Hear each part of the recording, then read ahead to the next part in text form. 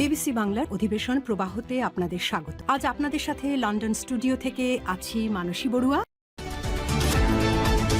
বাংলাদেশের সর্বশেষ গুরুত্বপূর্ণ আপডেট সংবাদে আপনাকে স্বাগত। শুরুতেই সংবাদ শিরোনাম, পরে বিস্তারিত। প্রথমেই জানাবো আমাদের হাতে থাকা সর্বশেষ গুরুত্বপূর্ণ সবথেকে তাজা আপডেট সংবাদ। চিতলমারীতে জামাতের ওয়ার্ড সভাপতিকে কুপিয়ে হত্যা। বাগেরহাটের চিতলমারী এলাকায় মোহাম্মদ মুজাহিদ মোল্লা ৪২ নামের বাংলাদেশ জামাত ইসলামের ওয়ার্ড সভাপতিকে কুপিয়ে হত্যা করেছে বাইজিদ শেখ নামের এক ব্যক্তি। এ বিষয়ে খুবই গুরুত্বপূর্ণ সংবাদ জানাবো। কেন বাইজিদ নামের ওই ব্যক্তি কেন কুপিয়ে হত্যা করল জামাতের এই নেতাকে, এ বিষয়ে খুবই গুরুত্বপূর্ণ তথ্য জানাবো। বন্ধুরা, সঙ্গেই থাকুন। এরপর জানাবো রাজধানীর কদমতলীতে বিএনপির দুই গ্রুপের গোলাগুলি, শ্রমিক দল নেতা গুলিবিদ্ধ। রাজধানীর কদমতলী রসুলপুর এলাকায় আধিপত্য বিস্তারকে কেন্দ্র করে বিএনপির দুই গ্রুপের মধ্যে ব্যাপক গোলাগুলির ঘটনা ঘটেছে। এতে মোহাম্মদ রনি ২৮ নামের এক যুবক গুলিবিদ্ধ হয়েছে। আহত রনি কদমতলী থানার ৫৯ নম্বর ওয়ার্ড ঢাকা ম্যাচ ইউনিট শ্রমিক দলের সাধারণ সম্পাদক বলে জানা গেছে। এই ঘটনায় এখন পরিস্থিতি থমথমে অবস্থা বিরাজ করছে। বিএনপির নেতাকর্মীরা ক্ষমতা আসার পরই সারা দেশ জুড়ে এমন নৈরাজ্যকর পরিস্থিতি সৃষ্টি হয়। ২০০১ থেকে ২০০৬ সাল পর্যন্ত যখন বিএনপি ক্ষমতায় এসেছিল, তখনও দুর্নীতিতে বাংলাদেশ ৫ বারের চ্যাম্পিয়ন হয় এবং বর্তমান সময়ে আবারও সারা দেশ জুড়ে এমন সন্ত্রাসী কার্যক্রম শুরু হয়েছে, যেটা বিএনপি সরকার আসলেই বারবার এটা পরিলক্ষিত হচ্ছে। এদিকে রংপুরে নিরাপত্তা কর্মীর হাত পা বাঁধা এবং কৃষকের গলা কাটা লাশ উদ্ধার। রংপুর কৃষি সম্প্রসারণ অধিদপ্তর বা বিএডিসির গভীর নলকূপে ঘরে হাত পা বাঁধা অবস্থায় এক নিরাপত্তা কর্মী এবং রাস্তার পাশে এক ব্যক্তির গলা কাটা লাশ উদ্ধার করেছে পুলিশ। আজ পীরগঞ্জের বড় আলমপুর ইউনিয়নের বড় উমরপুর গ্রামে একটি গভীর নলকূপের ঘর থেকে মফিজার রহমান ৪৫-এর লাশ উদ্ধার করেছে পুলিশের সদস্যরা। এই ঘটনায় উক্ত এলাকায় পরিস্থিতি থমথমে অবস্থা বিরাজ করছে। এবারে জানাবো আটঘরিয়ায় খাল থেকে লাশ উদ্ধার। পাবনার আটঘরিয়ায় খাল থেকে এক ব্যক্তির লাশ উদ্ধার করেছে পুলিশ, তবে নিহতের পরিচয় এখনও জানা যায়নি। আজ বেলা ১১টার দিকে উপজেলার একদন্ত ইউনিয়নের জোরগাছা এলাকার একটি খাল থেকে লাশটি উদ্ধার করা হয়। পুলিশ জানিয়েছে, স্থানীয়দের কাছ থেকে খবর পেয়ে লাশটি উদ্ধার করা হয়েছে। প্রাথমিকভাবে ধারণা করা হচ্ছে যে ২ থেকে ৩ দিন আগে খালে পড়ে ডুবে ওই ব্যক্তির মৃত্যু হতে পারে বলে এমন তথ্য সামনে এসেছে। এবং সর্বশেষ জানাবো ময়মনসিংহ এলাকায় হামে আরও এক শিশুর মৃত্যু, নতুন করে ভর্তি ৪০। ময়মনসিংহ মেডিকেল কলেজ হাসপাতালে গত ২৪ ঘন্টায় হাম উপসর্গ নিয়ে আরও এক শিশুর মৃত্যু হয়েছে। একই সময়ে নতুন করে ভর্তি হয়েছে ৪০ জন শিশু। বর্তমানে হাসপাতালের আইসোলেশন ওয়ার্ডে চিকিৎসাধীন ৯৪ জন সদস্য। বিএনপির স্বাস্থ্যমন্ত্রীর পক্ষ থেকে বলা হয়েছিল যে গত মাসের ২০ তারিখে তারা টিকা এনে তারপর টিকা দিয়ে দেবে, কিন্তু এখন পর্যন্ত টিকা দেওয়ার কোনো মুরদ বিএনপির নাই। এর আগে অন্তর্বর্তীকালীন সরকারের সময় এক মহিলা নূরজাহান নামক উপদেষ্টা ছিল। সে জুলাই যোদ্ধাদের কোনো খোঁজ নিতে পারেনি, বরং সে বাংলাদেশের শিশু বাচ্চাদের জন্য টিকা আনতে পারেনি। সেই উপদেষ্টা নামের কলঙ্ক ব্যক্তি। তার কারণে মূলত এখন সারা দেশ জুড়ে এই হত্যাকাণ্ডের ঘটনাগুলো ঘটছে।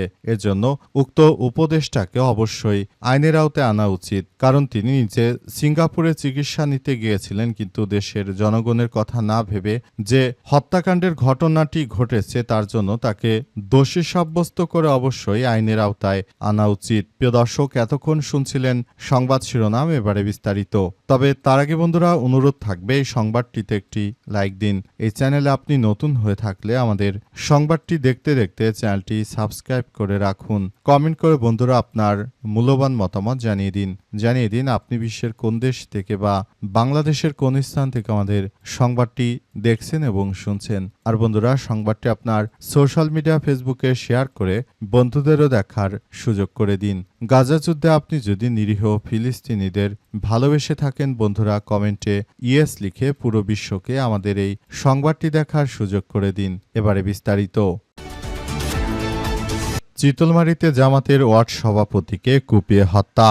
জুস হাতে নিয়ে বলেন এটা ভালো না, তখন দোকানি মোজাহিদ মোল্লা জুসটি খেয়ে তাকে জানান এটা খারাপ না। এ নিয়ে তাদের মধ্যে কথা কাটাকাটি হয়। চিতলমারী বাগেরহাট সংবাদদাতা।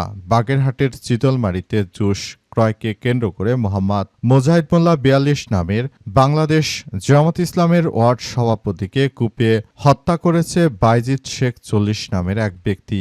আজ ৭টার দিকে উপজেলার হিজলা ইউনিয়নের পশ্চিমপাড়া গ্রামে এই ঘটনা ঘটে। নিহত মুজাহিদ মোল্লা একই গ্রামের সারোয়ার মোল্লার ছেলে। তিনি বাংলাদেশ জামাত ইসলামের হিজলা ইউনিয়ন শাখার ৩ নম্বর ওয়ার্ডের সভাপতি ছিলেন। তার মৃত্যুতে বাগেরহাট ১ আসনের সংসদ সদস্য অধ্যক্ষ মাওলানা মশিউর রহমান ও উপজেলা জামাত ইসলামের নেতারা শোক সন্তপ্ত পরিবারের প্রতি গভীর সমবেদনা জানিয়েছে। অপরদিকে মুজাহিদ মোল্লার মৃত্যুর খবর ছড়িয়ে পড়লে উত্তেজিত জনতা হত্যাকারী বাইজিদ শেখের বাড়িতে হামলা চালিয়ে ভাঙচুর ও বাইজিদকে পিটিয়ে আহত করেছে। খবর পেয়ে পুলিশ ঘটনাস্থলে গিয়ে পরিস্থিতি শান্ত করে বাইজিদকে উদ্ধার করে থানায় নিয়ে গেছে। বাইজিদ শেখ হিজলা খাপাড়া গ্রামের বাদশাহ শেখের ছেলে। পুলিশ, হাসপাতাল ও এলাকাবাসীরা জানিয়েছে যে সকাল ৭টার দিকে প্রতিদিনের মতো বাইজিদ মোল্লা বাড়ির সামনে তার মুদি দোকানে বসা ছিলেন। এ সময় বাইজিদ শেখ নামের এক ব্যক্তি তার দোকান থেকে একটি জুস ক্রয় করে তিনি জুস হাতে নিয়ে বলেন এটা ভালো না। তখন দোকানি মোজাহিদ মোল্লা জুসটি খেয়ে তাকে জানায় যে এটি খারাপ নয়। এ নিয়ে তাদের মধ্যে কথা কাটাকাটি হয়। বাইজিদ বিএনপি রাজনীতির সঙ্গে সংযুক্ত, তাই বিএনপি ক্ষমতা আছে বিদায় তার গায়ের রক্ত গরম, এজন্য মূলত তিনি ধরাকে সরাজ্ঞান করেন। তাই তিনি আসলে এমনভাবে কার্যক্রম চালিয়েছেন যে বাইজিদ কোনো কিছুকেই মেনে নেয়নি। এ অবস্থায় আসলে পরিস্থিতি থমথমে অবস্থা বিরাজ করছে। রাজধানীর কদমতলীতে ২ গ্রুপের গোলাগুলি, শ্রমিক দল নেতা গুলিবিদ্ধ। রাজধানীর কদমতলী রসুলপুর এলাকায় বিএনপির ২ সন্ত্রাসী ২ গ্রুপের মধ্যে ব্যাপক গোলাগুলির ঘটনা ঘটেছে। এতে মোহাম্মদ রনি ২৮ নামের এক যুবক গুলিবিদ্ধ হয়েছে। আহত রনি কদমতলী থানার ৫৯ নম্বর ওয়ার্ড ঢাকা ম্যাস ইউনিট শ্রমিক দলের সাধারণ সম্পাদক বলে জানা গেছে। আজ বিকাল ৫:৩০টার দিকে এই সংঘর্ষ ও গোলাগুলির ঘটনা ঘটে। বর্তমানে তিনি ঢাকা মেডিকেল কলেজ ঢামেক হাসপাতালে চিকিৎসাধীন অবস্থায় রয়েছেন বলে জানা গেছে। রনি ও তার স্থানীয় পরিবারের সূত্র থেকে জানা গেছে পেশায় লাকড়ি ব্যবসায়ী রনি বিকেলে রসুলপুর এলাকা অবস্থান করছিলেন। সময় এলাকায় আধিপত্য বিস্তারকে কেন্দ্র করে বিএনপির ২টি সন্ত্রাসী গ্রুপের মধ্যে সংঘর্ষ শুরু হয়। এক পর্যায়ে উভয় পক্ষ গোলাগুলিতে জড়িয়ে পড়লে রনি গুলিবিদ্ধ হন। স্থানীয়রা তাকে উদ্ধার করে প্রথমে একটি স্থানীয় হাসপাতালে নিয়ে যায়। পরে স্বাস্থ্যের অবনতি হলে উন্নত চিকিৎসার জন্য সন্ধ্যা ৭টার দিকে তাকে ঢাকা মেডিকেল কলেজ হাসপাতালের জরুরি বিভাগে ভর্তি করা হয় বলে নিশ্চিত করা হয়েছে এবং তারপরই রনির অবস্থা খুবই গুরুতর খারাপ হয়ে যায় এবং বর্তমান সময়ে রনির অবস্থা এই সমস্যার মধ্যে পড়েছে এবং তিনি মারা গেছেন। রনির পরিবার স্থানীয় সূত্র থেকে জানা গেছে পেশায় লাকড়ি ব্যবসায়ী রনি। আহত রনির চাচাতো ভাই মোহাম্মদ হাসান জানান রনি কদমতলী থানার ৫৯ নম্বর শ্রমিক দলের গুরুত্বপূর্ণ দায়িত্বে রয়েছেন, অর্থাৎ বিএনপির সন্ত্রাসী দলের সদস্য। এজন্য মূলত এই হত্যাকাণ্ডের শিকার হতে হলো এত কম বয়সে। রংপুরে নিরাপত্তা কর্মীর হাত পা বাঁধা ও কৃষকের গলা কাটা লাশ উদ্ধার।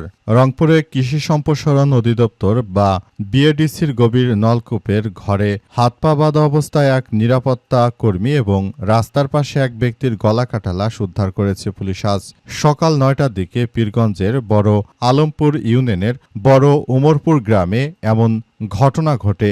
ঘর থেকে মফিজার রহমান ৪৫ নামের লাশ উদ্ধার করেছে পুলিশ। মফিজার রহমান ওই এলাকার আমজাদ হোসেনের ছেলে। প্রাথমিক তদন্ত সূত্র উদ্ধৃতি দিয়ে পীরগঞ্জ থানার ভারপ্রাপ্ত কর্মকর্তা ওসি নাজবুল হক বলেছেন, দিবাগত রাতে দুর্বৃত্তরা তাকে ঘরের ভেতরে হাত পা বেঁধে পিটিয়ে হত্যার পর বিদ্যুতের খুঁটিতে থাকা ৩টি ট্রান্সমিটারের ভেতরে তামার তার সহ আনুষঙ্গিক জিনিসপত্র চুরি করে ট্রান্সমিটার খালি খোলগুলো ফেলে রেখে যায়। বৈদ্যুতিক গভীর নলকূপটি পাহারা দিতেন মফিজার রহমান। স্থানীয়দের কাছ থেকে খবর পেয়ে তারা তার লাশ উদ্ধার করে সুরতহাল তৈরি শেষে লাশটি ময়নাতদন্তের জন্য রংপুর মেডিকেল কলেজ হাসপাতালের মর্গে পাঠানো হয়েছে। এদিকে মিঠাপুকুর থানার ভারপ্রাপ্ত কর্মকর্তা ওসি নুরুজ্জামান বলেছেন, স্থানীয়দের কাছ থেকে খবর পেয়ে উপজেলার ময়নপুর ইউনিয়নের এই জায়গা থেকে লাশ উদ্ধার করা হয়েছে। আটঘরিয়ায় খাল থেকে লাশ উদ্ধার। পাবনার আটঘরিয়ার খাল থেকে এক ব্যক্তির লাশ উদ্ধার করেছে পুলিশ, তবে নিহতের পরিচয় এখনও জানা যায়নি। পাবনার আটঘরিয়ায় খাল থেকে এক ব্যক্তির লাশ উদ্ধার করেছে পুলিশ। আজ বেলা 11টার দিকে উপজেলার একদন্ত ইউনিয়নের জোরগাছা এলাকায় একটি খাল থেকে লাশটি উদ্ধার করা হয়। পুলিশ জানিয়েছে, স্থানীয়দের কাছ থেকে খবর পেয়ে লাশটি উদ্ধার করা হয়েছে। প্রাথমিকভাবে ধারণা করা হচ্ছে 2 থেকে 3 দিন আগে খালে পড়ে ডুবে ওই ব্যক্তির মৃত্যু হয়েছে। তার বয়স আনুমানিক 38 থেকে 40 বছর। আটঘরিয়া থানার ভারপ্রাপ্ত কর্মকর্তা ওসি নাজমুল হক জানান, কয়েকদিন আগে এলাকাবাসী ওই ব্যক্তিকে মানসিক ভারসাম্যহীন অবস্থায় তারা উদ্ধার করে এবং তাকে চিকিৎসা দেওয়ার চেষ্টা চালিয়ে যাচ্ছিল বলে জানা গেছে এবং তাকে চিকিৎসা দিয়ে আবারও সুস্থ করার কথা জানানো হচ্ছিল এবং পরিস্থিতি তার খুবই বেগতিক আকার ধারণ করে এবং সবকিছু আসলে তার জন্য খুবই খারাপের মধ্য দিয়ে যাচ্ছিল বলে এমন তথ্য সামনে এসেছে এবং বর্তমান সময়ে এই কার্যক্রমগুলো চালিয়ে যাওয়ার ফলে আসলে যার যার জায়গা থেকে বিষয়গুলো খুবই গুরুত্ব সহকারে দেখা হচ্ছে বলে নিশ্চিত করা হয়েছে। বর্তমান সময়ে বাংলাদেশে সবথেকে বেশি এই সন্ত্রাসী কার্যক্রম বেড়ে গেছে। বিশেষ করে বিএনপি ক্ষমতা আসার পরেই বাংলাদেশে এই সব সমস্যাগুলো সবথেকে বেশি দৃশ্যমান হচ্ছে। বাংলাদেশের মানুষ ভালো অবস্থায় থাকতে চাইলেও কিন্তু এখন বিএনপি ক্ষমতা আসার পর থেকে সারা দেশ জুড়ে এক নৈরাজ্যকর ও ভীতিকর পরিস্থিতির সৃষ্টি হয়েছে। সবাই যার যার জায়গা থেকে বিষয়গুলোকে খুবই গুরুত্ব সহকারে দেখছে। আশা করা হচ্ছে যে বিএনপির এই সন্ত্রাসী কার্যক্রম থেকে সবাই বাঁচার চেষ্টা করলেও প্রকৃতপক্ষে আসলে বিষয়গুলো খুবই ভিন্ন দিকে চলে যাচ্ছে বলে এমন তথ্য সামনে এসেছে এবং সবাই যার যার জায়গা থেকে এই বিষয়গুলোকে খুবই গুরুত্ব সহকারে দেখছে এবং সবাই বেঁচে থাকার মতো একটি সুন্দর পরিবেশ চায়। কিন্তু বিএনপি যখনই ক্ষমতায় আসে সারা দেশ জুড়ে নৈরাজ্যকর হত্যাকাণ্ডের সৃষ্টি হয় এবং এই হত্যাকাণ্ডের মধ্য দিয়ে আসলে পুরো বাংলাদেশের পরিস্থিতি ফুটে উঠেছে।